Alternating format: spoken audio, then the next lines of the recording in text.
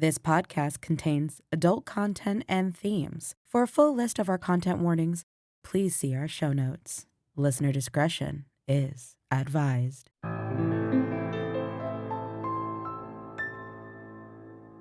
When your fears have taken their toll, when the demons have got out control, when the shadows just won't leave you alone, I'll be there. When your rainbows have turned into black, when the sun has turned its back, when all of your power let itself dry, I'll be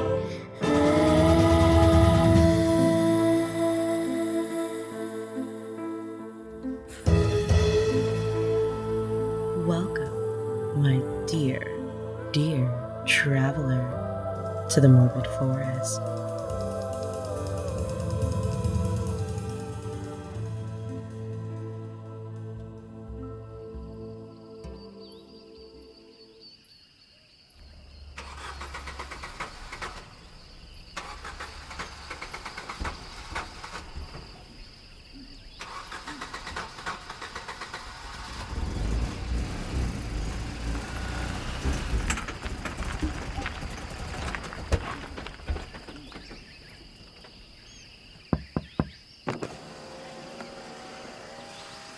Hello there, my dear traveler. Looks like you're having some ghastly car troubles. Have no fear, your faithful Ranger Harper is here. I'm surprised this beast crossed over with you. Well, no matter. I'm here now to guide you on your designated path. No need to wait on the roadside.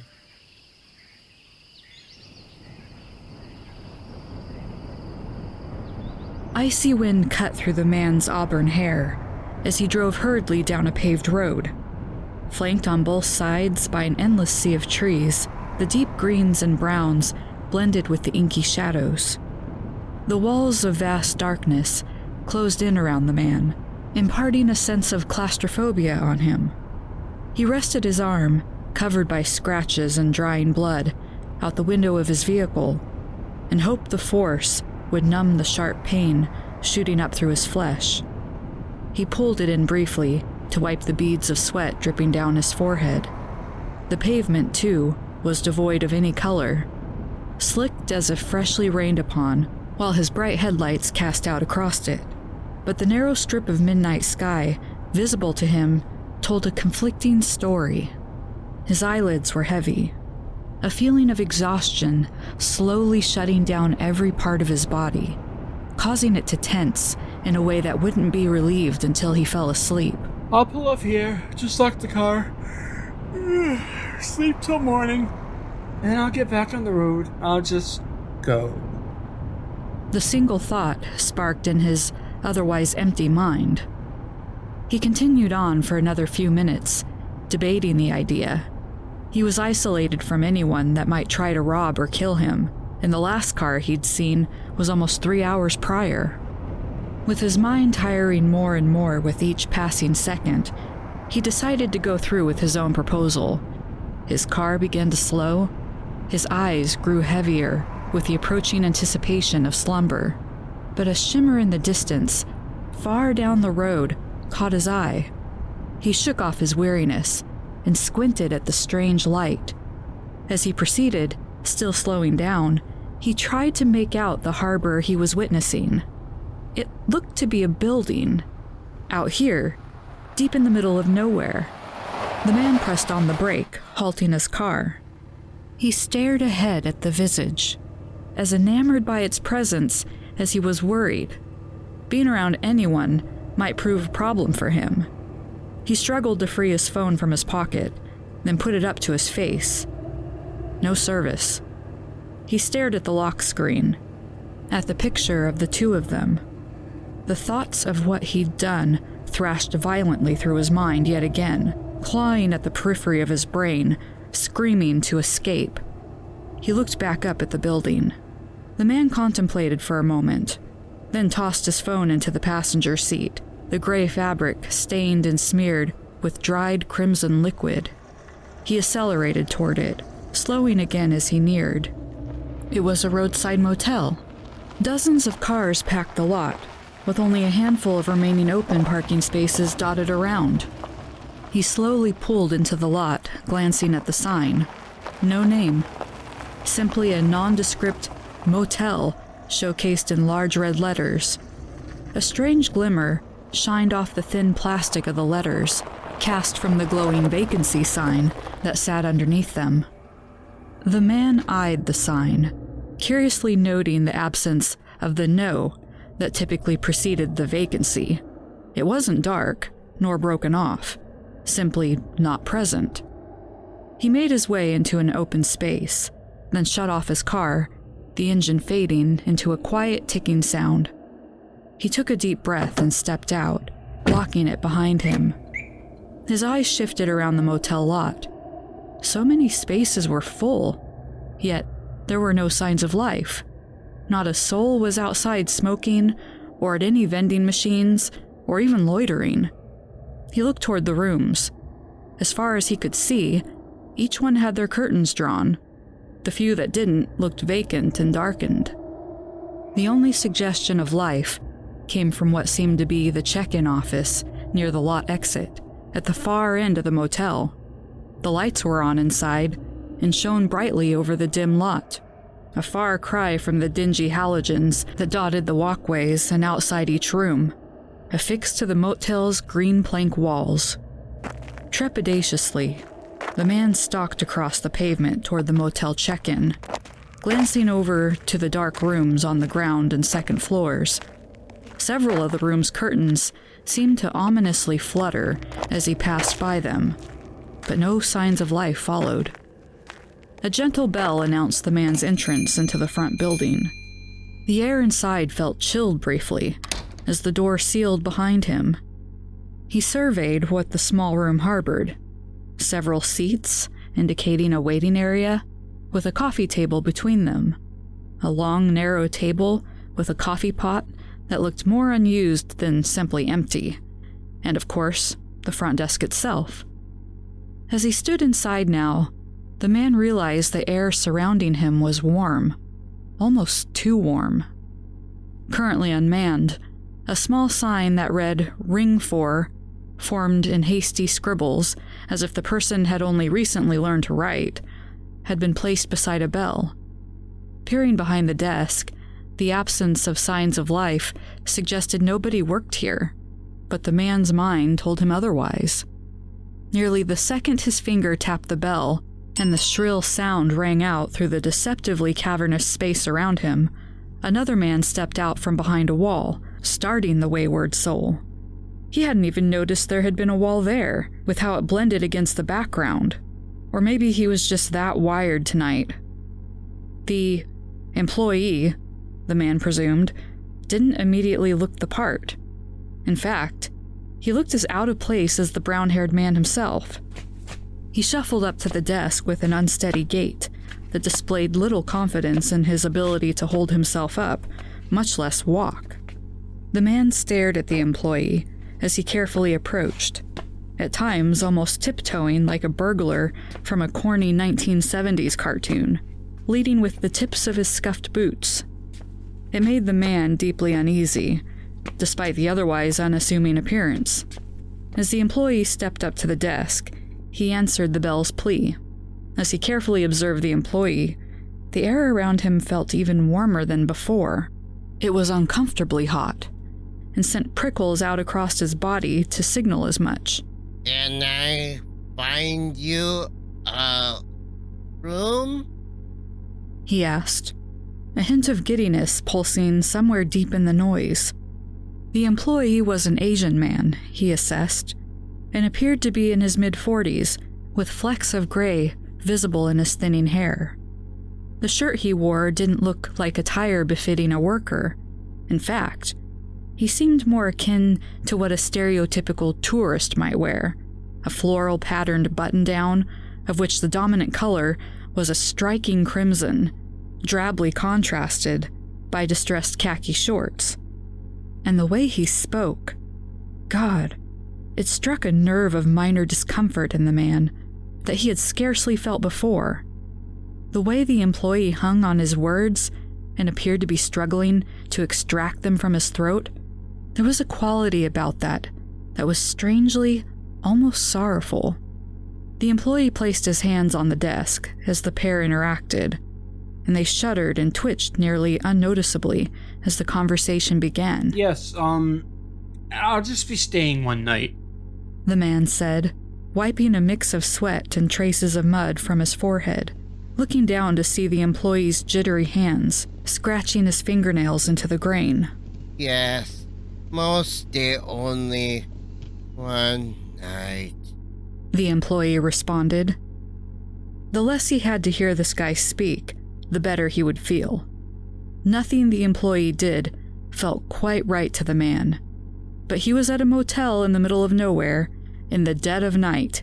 He reasoned maybe that was just how people were out this far from civilization. Like, maybe some element of human emotion or connectivity was just severed in people when they lived or worked far, far from other people. I'll be right back, he almost rasped. His voice now sounded faintly like that of a smoker. That faint giddiness had dissipated. Again, the man chalked up the behavior to the oddities of human nature. It was entirely possible, for as unnerving as he outwardly appeared, that this employee just liked to mess with strangers who rolled in off the wind in the small hours. The man tugged at his shirt collar, now consciously aware of the heat enveloping him. It felt like it was boiling in the confined space. As the employee disappeared back around that wall, the man looked around again. He glanced to his left and saw a rack of travel pamphlets pressed against the wall that caught his eye. It was one he'd noted when he entered, but mentally skipped for its lackluster presence. Alone again at the desk, he read some of the pamphlets from several feet away. Phrases like, "Destination, Oregon," "Visit Wyoming's wonderful Yellowstone today," "Luxury and living in Louisiana," and "See Michigan's Great Lakes," dotted the rack, along with countless more. As he scanned through the images and text, he clocked it as unusual how every slot seemed to be promoting places out of state and far from here. Nothing local. He shrugged it off. No more strange than the rest of the situation, before he heard a loud, thudding noise on the other side of the wall. Moments later, as he tried to look around it, the employee stumbled back out. Apologies.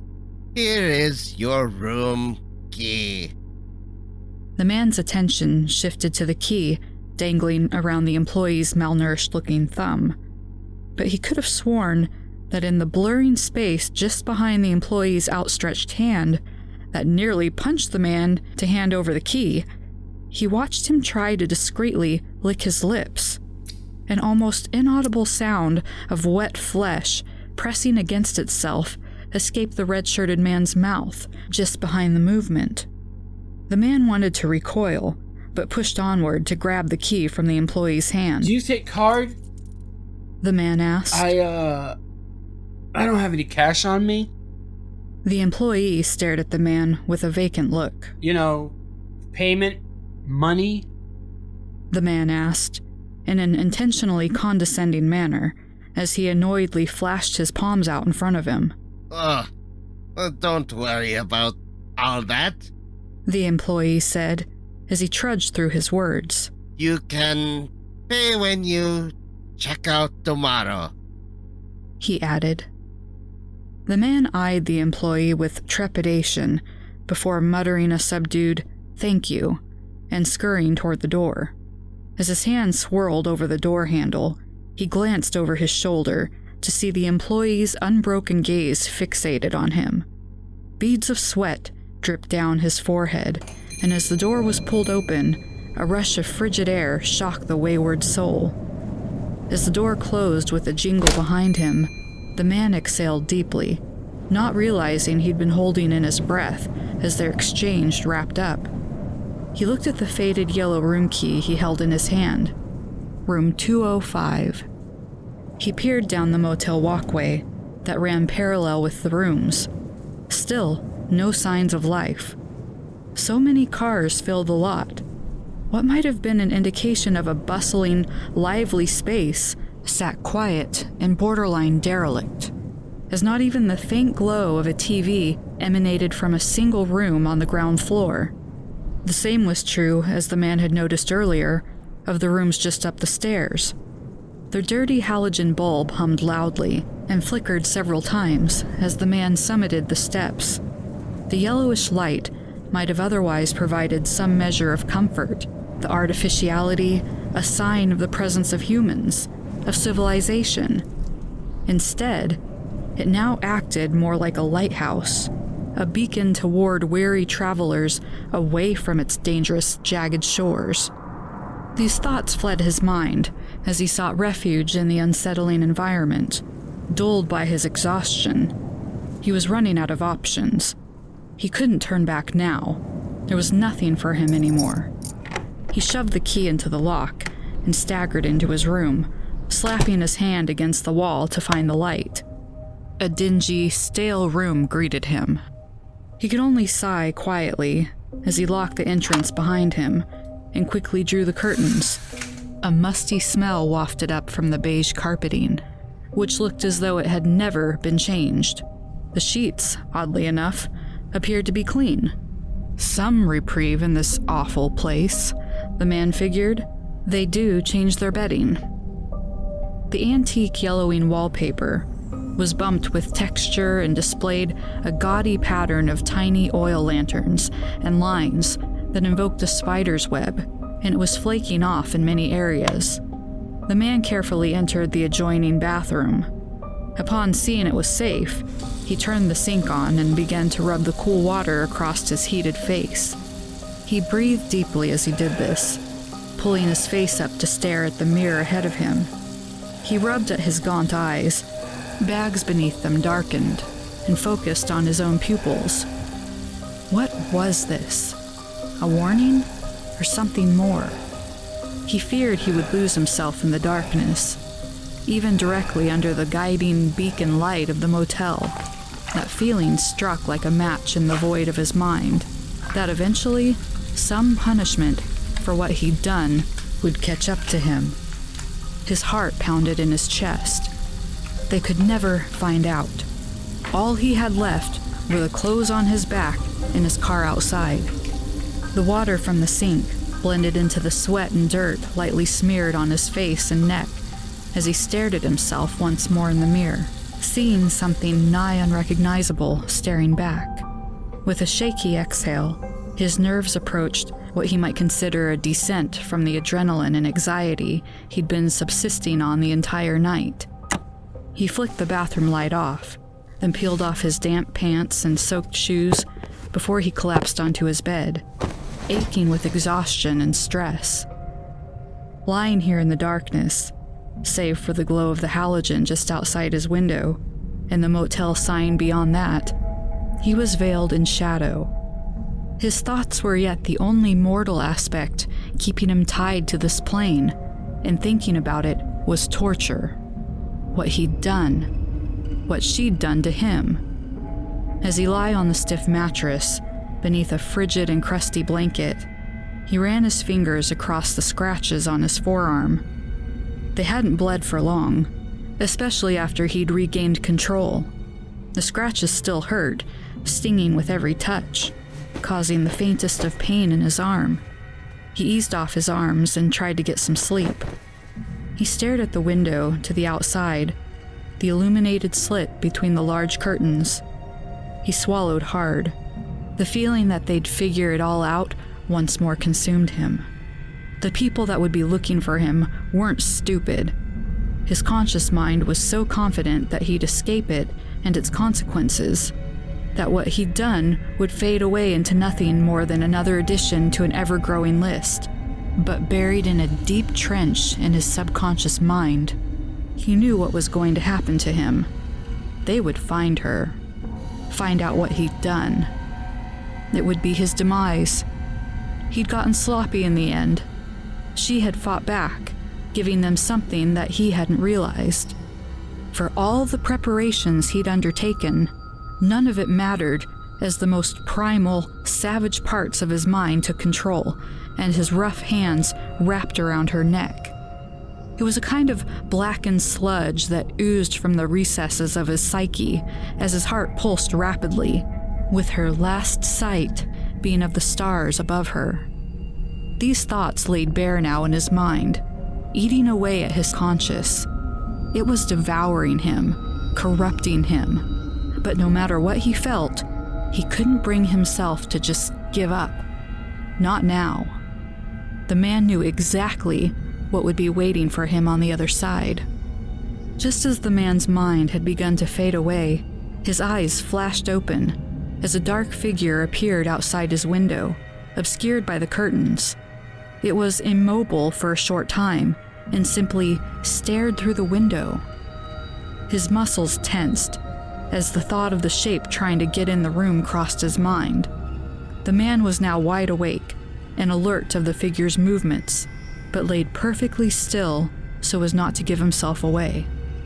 But just as quickly as it had appeared, the figure had moved out of sight behind the curtains. The man looked at the door. Had he locked it? Gently, he sat up, then stepped onto the floor. Once his toes hit the ground, the doorknob began to jiggle quietly, as if to test whether it would open. With more give than he'd hoped, the man stepped away from the door, unable to even reach the light before the amber glow penetrated his room, accompanied by a dull creak. Faintly lit from the backside of the halogen in Motel's bright neon, the man recognized the figure as the employee. But he donned a much more sinister demeanor, standing before the man in the near darkness. The employee eyed the man with a dulled, emotionless expression. Can I help you? The man asked, an air of hostility masking his voice as his heart raced. You lock your doors when you sleep. The employee muttered. Something glistened across his face as the words left his mouth, sounding distinctly more shallow and echoey under the acoustics of the room. Jointly, with his jilted manner of speaking, this further haunted the paranoia-stricken man. You can go now. I'll make sure they're locked. The man asked, discreetly clenching his fists. Motionless, the employee just stared, then twisted his head exaggeratedly to survey the room. But as the backlighting of the red motel sign cast over his shoulder and lit his Hawaiian shirt with a soft glow, his eyes were visibly fixated upon the man. That glistening shined again, now apparent as sweat, which ran down the employee's forehead, and drool pooling between his lips. The man's teeth gritted as his breathing grew shallower, intensifying his heartbeat in his ears. Get out of my room right now. The employee merely uttered a ghostly as drool dripped from his jaw onto his shirt in the shadows. His voice now presented itself much differently. When he had first spoken at the check-in desk, his speech was more careful, almost considered. It read as hesitant, like anything he might say would result in an altercation. There was another quality to it, one that nearly went undetected. As the employee spoke, his words seemed to echo faintly upon themselves. To the man, he began to distinguish several voices as they spilled over themselves discordantly, seeming to struggle to maintain some semblance of unification. Suddenly, the employee ceased his garbled speech.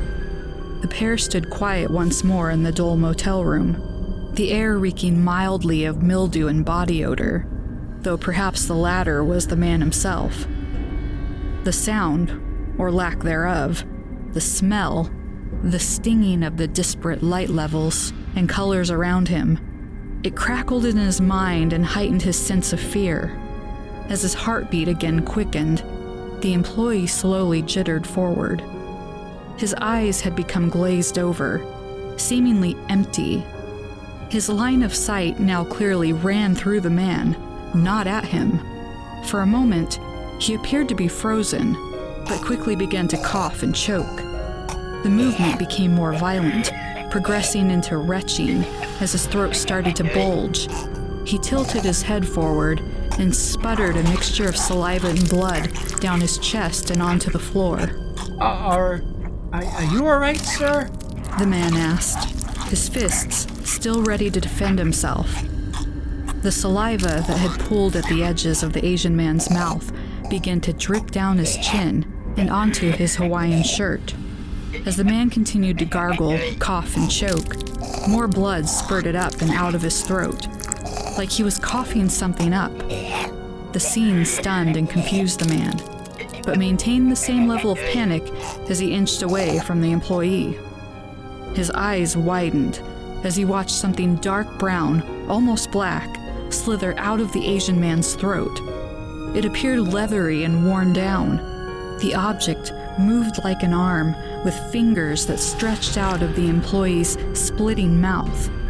The employee emitted sinister, garbled groans as tears began to swell around his stretching eye sockets. The skin around his eyes was starting to separate.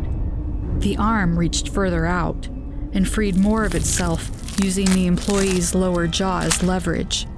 As the appendage lengthened, it rested a large, spindly hand on his shoulder as a second arm emerged from the mouth. Just as the first, it was covered with deep scratches and a sort of wrinkled, taut hide around its form. Oh my god, what the fuck? The man uttered as he stood in shock. Moments later, another shape rose from his mouth, much wider, but similarly worn and scratched.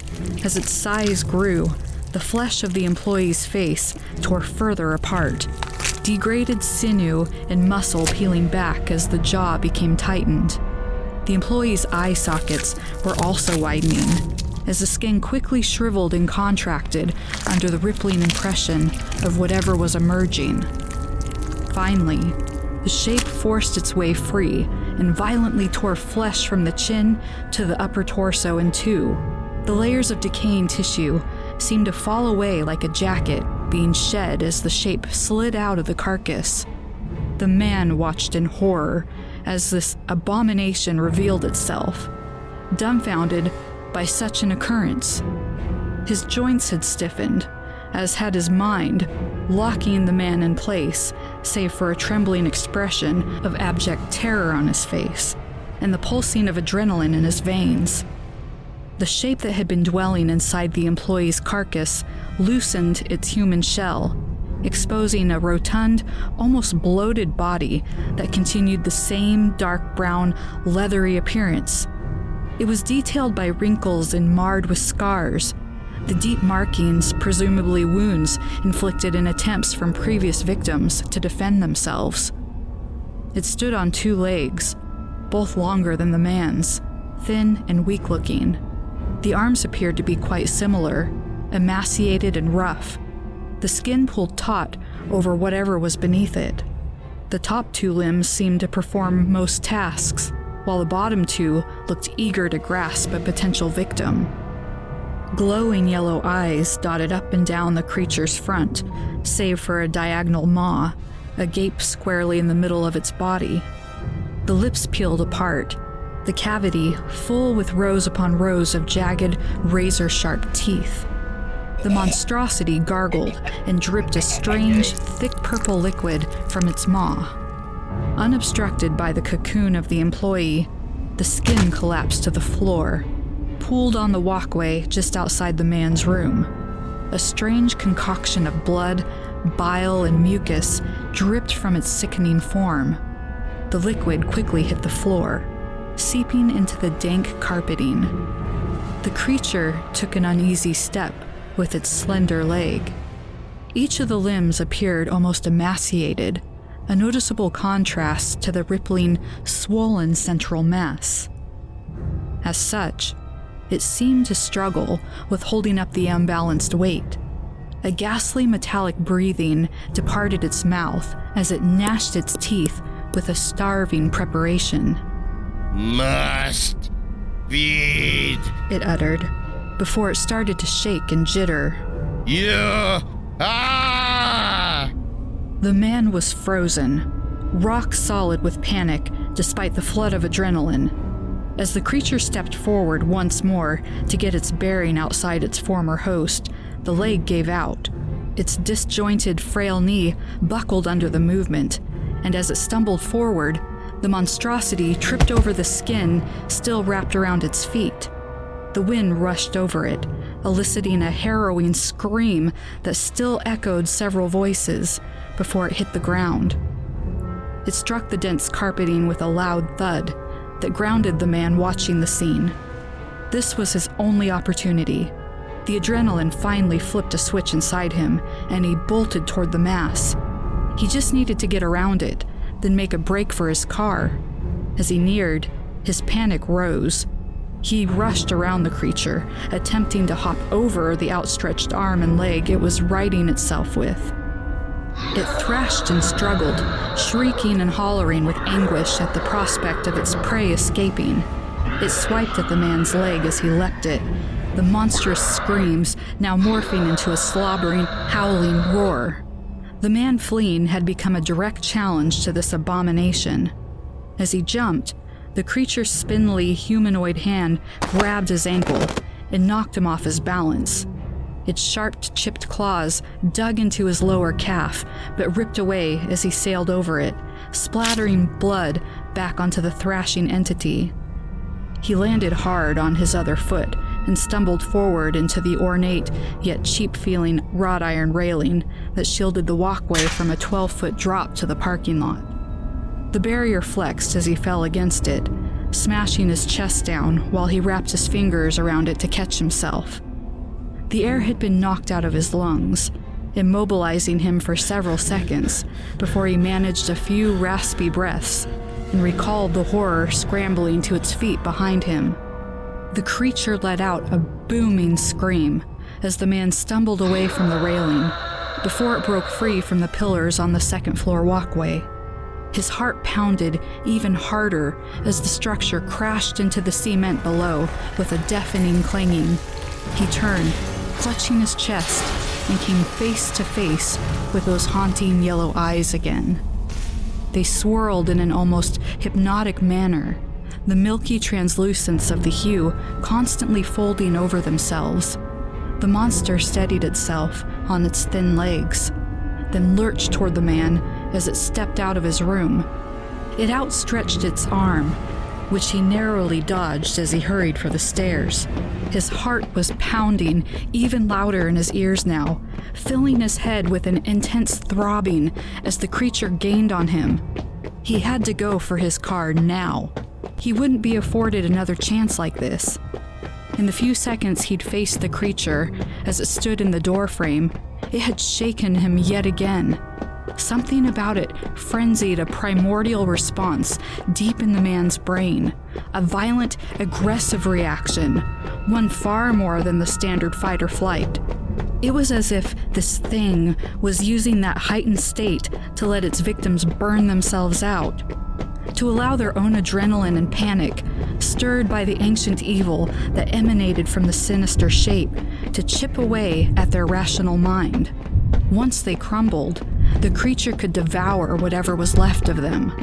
The visage of that aberration flashed in the man's mind as he neared the stairs that led to the parking lot. With just a few inches to go, he touched the top step. The horror that lumbered behind him reached out and grabbed him. The man pulled away and shouted as loud as he could, a fruitless effort to intimidate the creature. The creature's grip on the man's dingy white shirt was severed as pieces of it tore free between its fingers.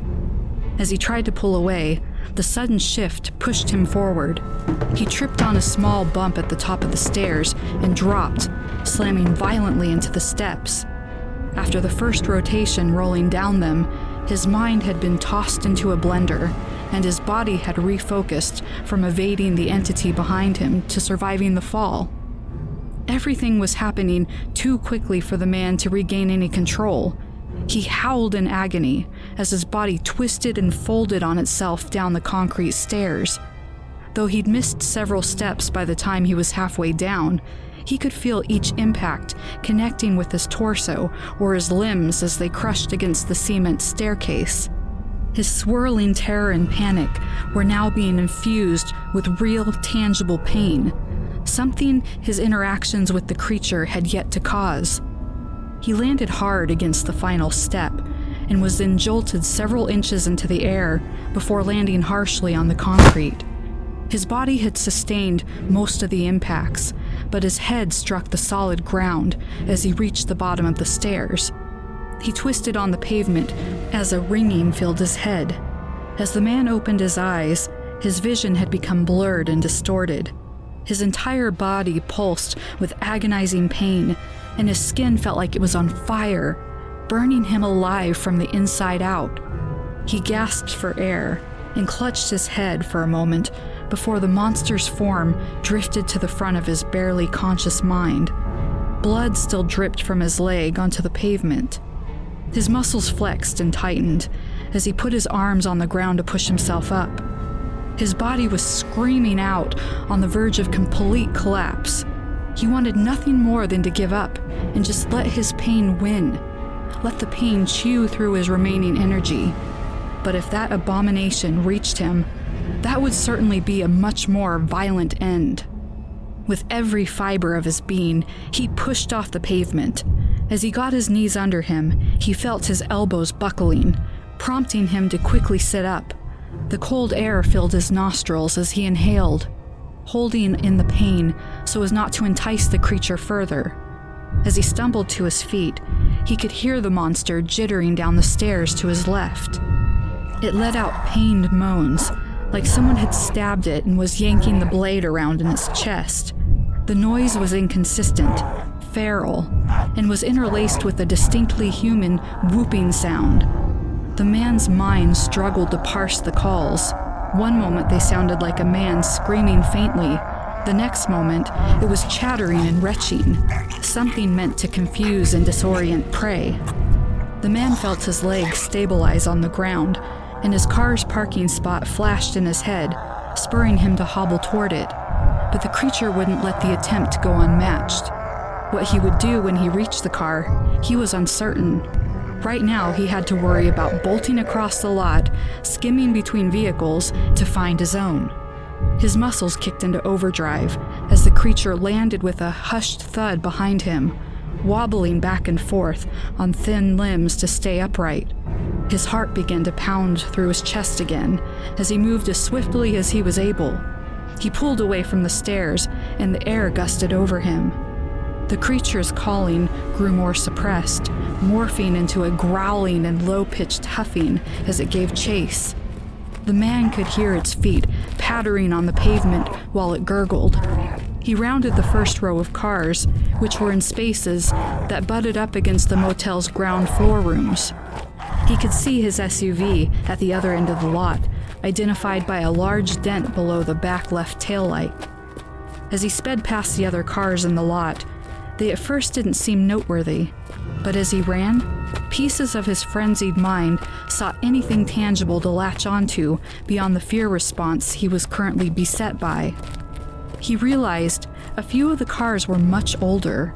Many were newer of this century, but a handful looked to be from the 70s, the 50s, one or two that seemed even more antique, maybe the 30s. He hadn't even registered any of this on his way into the motel. He couldn't have been that tired, right? But now, he was closing in on his SUV and seemed to be outpacing the monster. He could hear it panting and slobbering and hoped that it meant it was running out of energy. He skidded to a halt as he reached his car, his hand wrapped around the door handle. Locked. His eyes widened. Then his hands instinctively shot to his pockets. He'd left his keys in his pants, which were still on the floor in his room.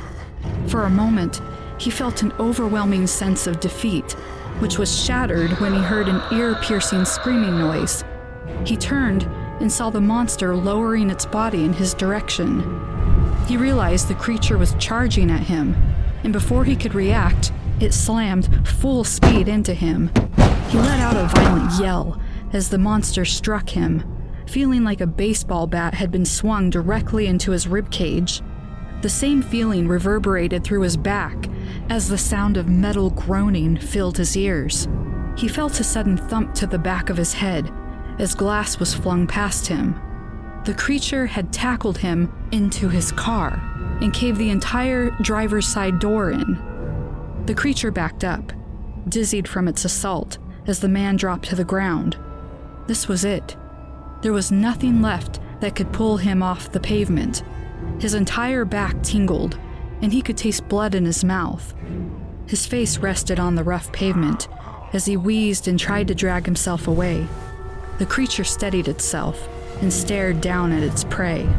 It hobbled forward, not unlike he had when he stood up near the stairs.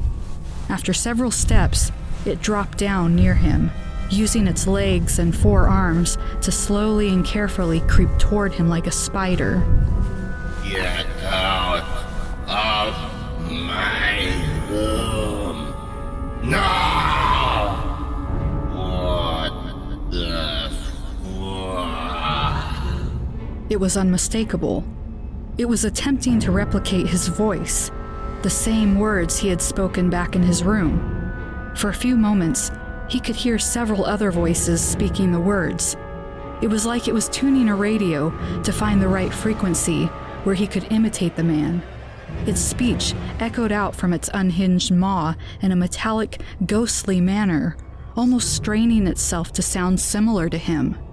He could see its teeth glistened with that purple liquid, which now appeared even more sludge-like.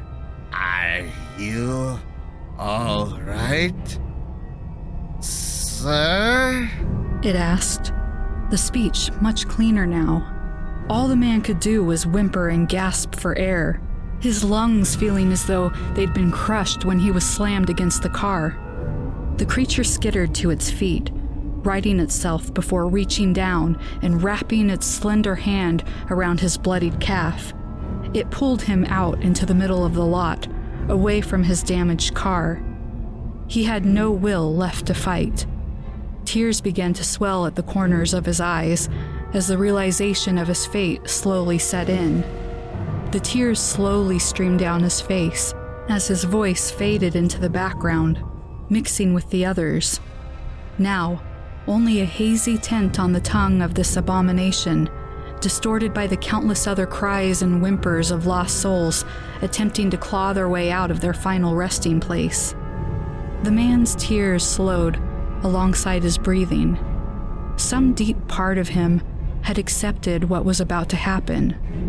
There would be no true consequence for what he'd done to her, but this, in some strange, unfathomable way, would be his consequence, his conclusion. It would all fade away. No resolution ever brought to the minds of those who would be hurting the most. Only the universe would know his ending, what he'd done, how dearly he paid for it. The creature chuckled in a distorted, quiet way as he slowly dragged the incapacitated man across the moonlit parking lot. The pair continued into the night, far from any prying eyes, far from any more victims. Just a crime and its cosmic punishment.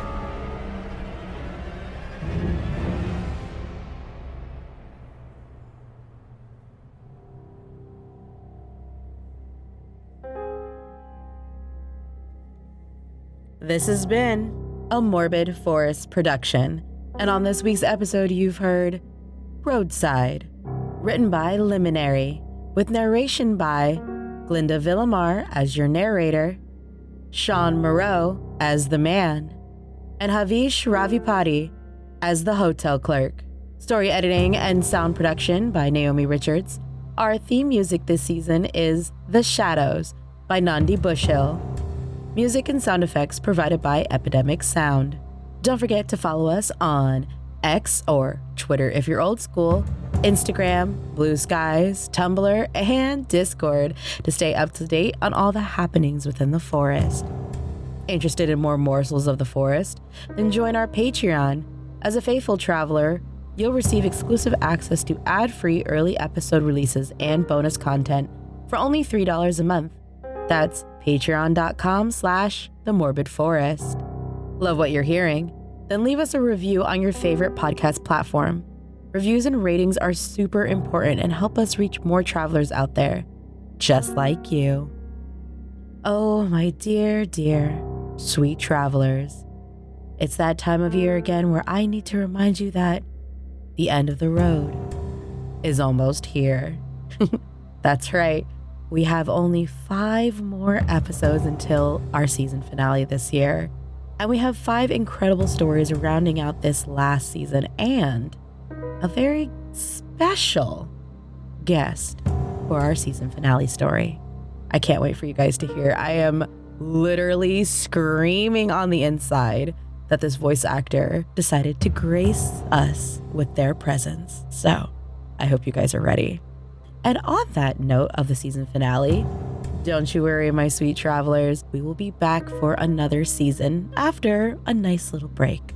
But in the meantime, if you're interested in having your story on the Morbid Forest, feel free to email Shawn and I at themorbidforest@gmail.com.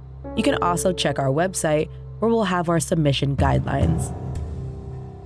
And with that, we'll see you next week, travelers, on the Morbid Forest.